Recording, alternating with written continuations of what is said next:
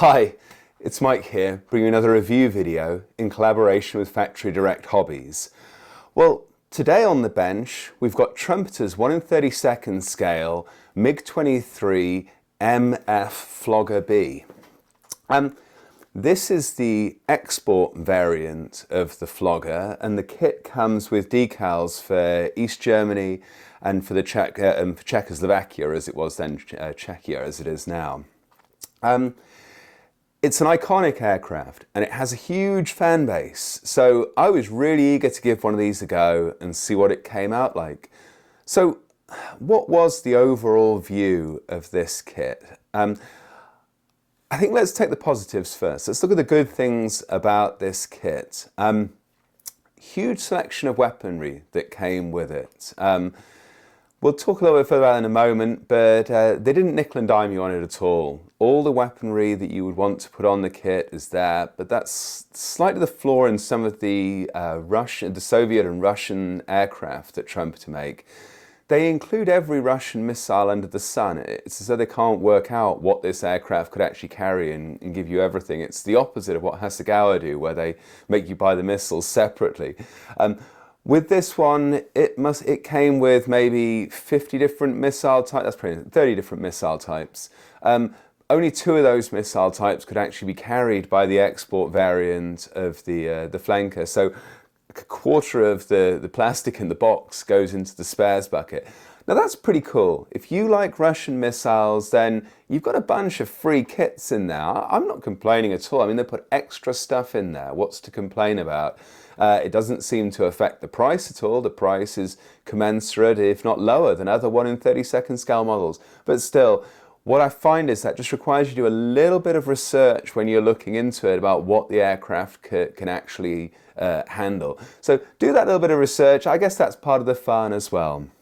Other nice things, the engine in this one was very beautiful, very beautifully detailed. Obviously, it goes inside. Now, in my model, it goes inside, but you can actually have it displayed out. The entire tail section of the aircraft removes.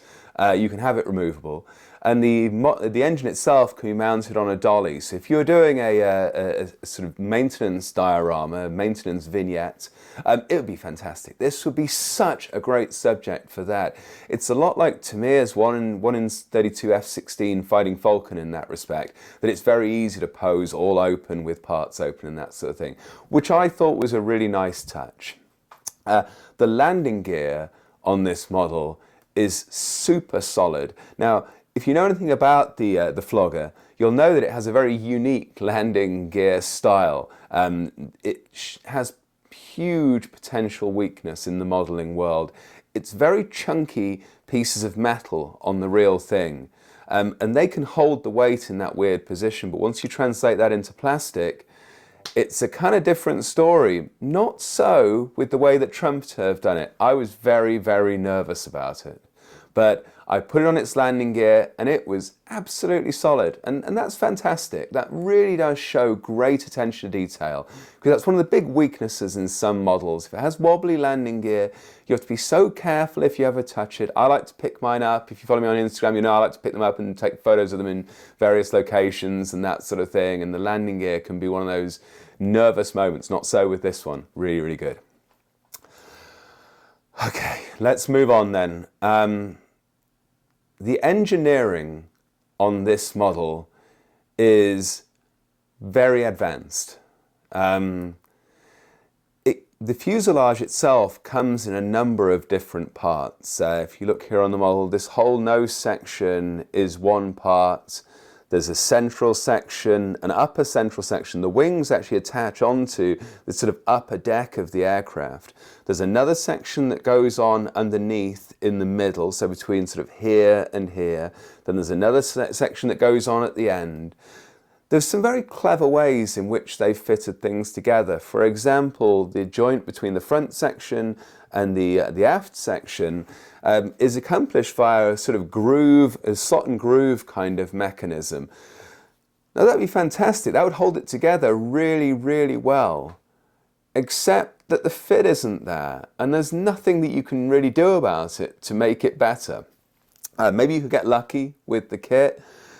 I didn't with this one. I found the fit in that area to be extremely poor.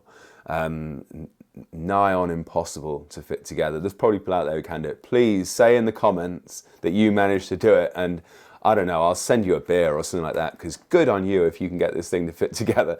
I found it a huge challenge. In the tail section, it does fit. Don't give up on it. If you do make this one, don't give up on it. It does fit. It just doesn't feel like it will fit for a long time. I ended up having mine like held, and I was like forcing it together. And it's one of those moments when you're building a model where you're just like, this has to go together or this gap is going to look awful. But I really don't want to break it at this stage, because then it would just be game over at that point. But yeah, it was able to actually take quite a lot of force pushing it together. And I did manage to get it to go together. It's one of those occasions where, having added that extra detail in to be able to remove the rear of the aircraft, it makes it more difficult to assemble if you're not going to assemble it in that open style. So just one to watch out for. Does fit together, but yeah, just give it a bit of a push. Really like the way they put the horizontal stabilizers on. Fantastic. Really long pins, nice and thick. It's going to hold absolutely solid. I have no concerns about that on this one at all. If you've seen my flanker video, you'll know that the fins are a little bit shaky on that one. Wouldn't have done it that way myself with the flanker. Would have done it this way. Would always do it this way on all of the aircraft. Really, really impressed. Trumpeter hit it out of the park with those horizontal stabilizers. Vertical stabilizer, if you make this one, I don't know what they were doing, but they've screwed up on this. There's an extra significant tab at the front here they didn't provide a hole for, and they didn't provide any instructions for cutting a hole for it. I ended up having to get a rotary tool and grinding that off. Now that was very nerve-wracking, because you could easily end up with a gap there. It took quite a while to do it, just because I was having to be so careful, removing so little. But when you get it, if you get it, when you see that, don't worry about it. It's just there. I don't know what they were thinking of. They designed it on a day when they got back from the pub, or so that's the only thing I can put it down to. Okay, on to the real elephant in the room with this one, the cockpit. The fit in the cockpit is terrible. Terrible. You can get it to go together. It takes a lot of work. It's very precariously joined together. So if you do build this one, be very careful. You can get it to go. The side walls of the cockpit, they really, when you've got it in, actually installed in the fuselage, really give them a push out to the side, because they do clip into place and things do fit a bit better once you do that. But to me, it is not. Modern Trumpeter, it is not. It really doesn't feel very well designed in that area. Something that can be worked around, but I would say not for the beginner modeler, not for the intermediate modeler. The cockpit is more advanced. In fact, I'd say that if I were to have a do-over with this one, and I were just making it for myself rather than for the review for you guys, I'd be very tempted with the Ares aftermarket cockpit. I've heard great things about it, so I'd be tempted to go with that. Ejection seat. I mean, where to start on this thing? I got it to fit, but not in the way that they designed it. It's as though it's in the wrong scale. To me, it felt as though it's like in 1 in 28th scale rather than 1 in 32nd scale, and it just doesn't fit. The ejection seat on the MiG-23 is very unique, and so it has sort of armrests. I mean, it's like a lazy boy. This thing looks amazing. If you're going to fly long distances, yeah, this seat is probably the one you'd be sitting in. Not this aeroplane maybe, but that seat's the one you want to be sitting in. It's the first class seat of the aviation world rather than the economy coach that they put into the other aircraft. But it doesn't fit. It does not fit. I had to take the arms off to actually get it to fit in the first place. And I was very proud of myself at that point, having defeated the evils of the Trumpeter ejection seat. I got right to the end of the assembly of the build, and I went to put the canopy on, and the canopy was standing proud by 5 millimeters, a quarter of an inch, something like that.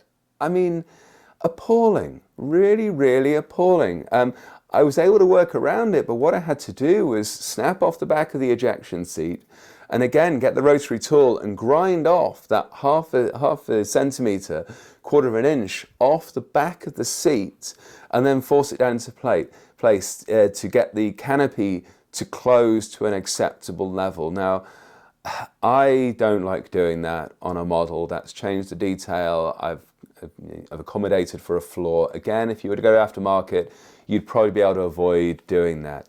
The one redeeming feature of the cockpit on this is that, as with the real thing, one of the flaws of the real thing is the visibility.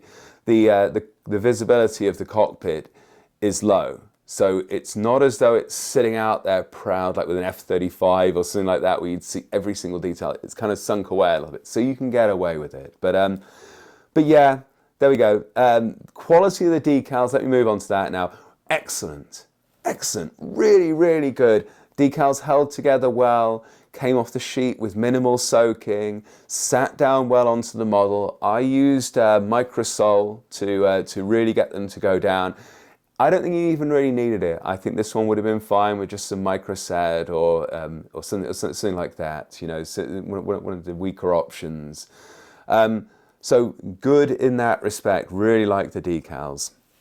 Okay, so to sum up overall on this one, if you really want a MiG-23 in 1 in 32nd scale, I think this might be the only choice that you have out there. Please correct me in the comments if there's another one. I'd like to know. I'd like to make another one other than this one. If you just want a MiG-23B and you don't care about the scale, I've heard much better things about the 1 in 48 scale model, so perhaps go with that. If you want to go 1 in 32nd, their MiG-29 Fulcrum is excellent if you want to build a MiG. The rest of their 1 in 32nd scale range on the whole is really good. But, excuse me. One to be a little bit wary of this time. Don't want to put you off completely, but you can have a challenge on your hands if you make it. And so if you're an advanced modeler who relishes that kind of challenge, maybe this is the one for you. But beginners and intermediates, give this one a wide berth for now. Come back to it later on maybe and build something else. I think you'd enjoy it a bit more. Anyway, sorry to bring you a kind of negative review like this, but we try to be honest with the reviews that we have so you can trust us when we say that something is great, as well as when we say that something isn't so great. So thank you very much for watching. Appreciate your support and happy modeling.